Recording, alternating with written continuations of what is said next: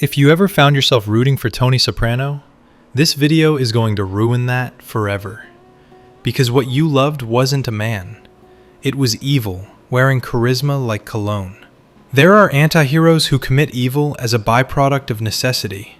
And then there is Tony Soprano, a man who does evil the way others might golf. For leisure, for dominance, and occasionally just to pass the time. It's not enough that he kills, cheats, and steals. The horror of Tony lies in how he enjoys it, the way he lingers, toys, and relishes the pain of others. His most chilling moments aren't the mob hits or the gunfire.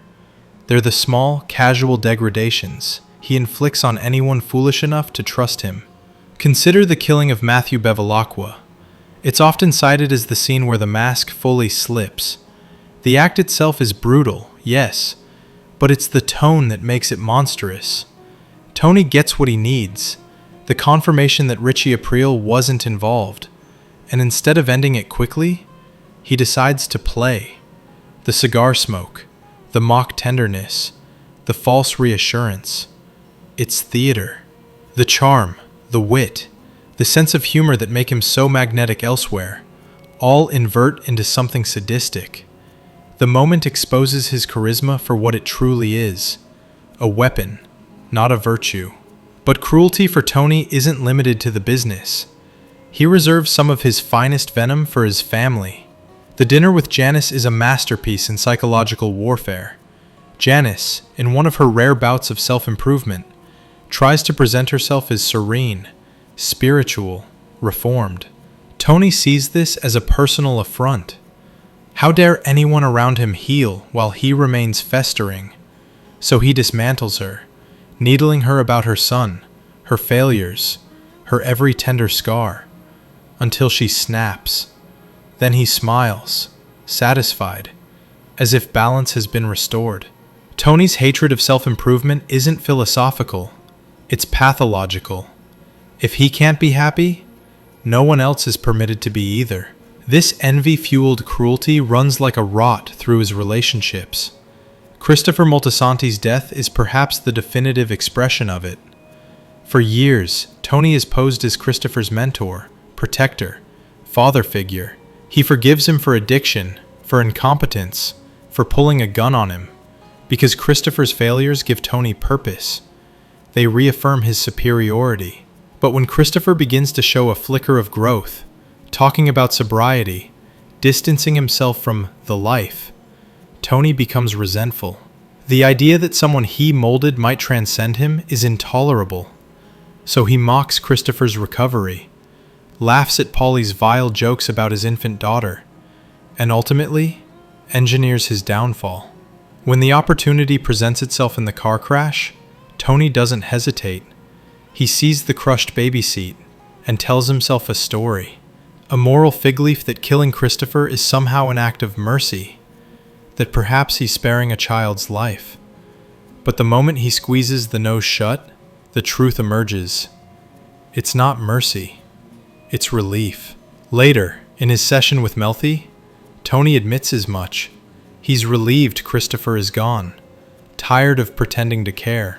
He even searches among his circle for someone else who might share the sentiment. Nobody does. His disgust at their grief is almost comedic. He's annoyed that others can still feel something human. It's tempting to read the scene as the ultimate collapse of a man's soul, but in reality, it's the culmination of a consistent pattern. Tony's evil isn't erratic, it's methodical. He targets the hopeful, the striving, the ones who believe in change. Davey Scatino wants to better his business. Tony destroys it for sport, manipulating him from the start into bankruptcy. Bobby Baccalieri is the rare mafioso with a clean conscience. Tony forces him to commit his first murder, not out of necessity, but spite. Bobby's sin? Winning a drunken fight against him. The punishment? Eternal guilt. It's less a mob order than a ritual sacrifice to Tony's ego. Even his so-called mercies are poisoned. When Tony kills his cousin, Tony Blondetto, with a shotgun blast to the face, many read it as compassion, sparing him from Phil Leotardo's inevitable torture. Yet even this act of mercy is steeped in self-interest. Tony can't bear the idea of Phil controlling the narrative, so he rewrites it himself. One final assertion of dominance disguised as kindness. Some of Tony's most vicious moments aren't even physical. Take his treatment of Dr. Melfi.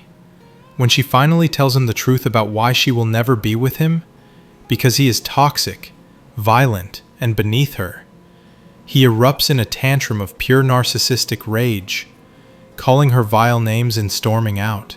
The scene is small in scale, but massive in significance. It's Tony stripped of the pretense of self-awareness.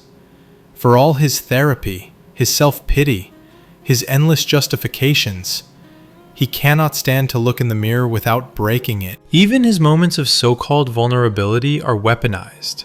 His gambling addiction isn't just a vice. It's a vector for cruelty.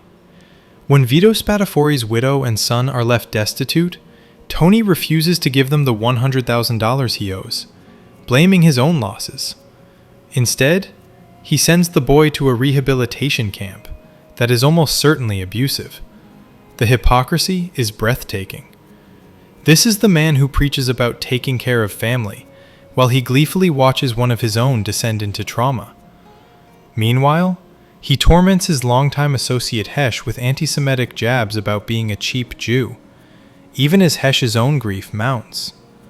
It's not just cruelty, it's casual cruelty, the kind that comes easily, almost joyfully, to someone who no longer recognizes moral boundaries. Every so often, the show flirts with the notion of Tony's redemption, those flashes of empathy toward animals, those tearful laments in therapy. But David Chase never lets the audience off the hook. Each time we start to root for him, the series slaps us awake with a reminder of what he really is. His beating of the slow-witted bartender at the Bing is one such reminder. There's no gain in it, no rationale, just irritation and dominance. A reminder to everyone watching that power must be constantly reasserted. Even his crew, professional killers and thieves, are taken aback. Tony's cruelty often mirrors his mother's. Like Livia, he's a malignant narcissist who sees other people's growth as betrayal. When Janice tries to control her temper, Tony can't rest until he provokes it back to life. When Christopher tries to get sober, Tony ensures relapse.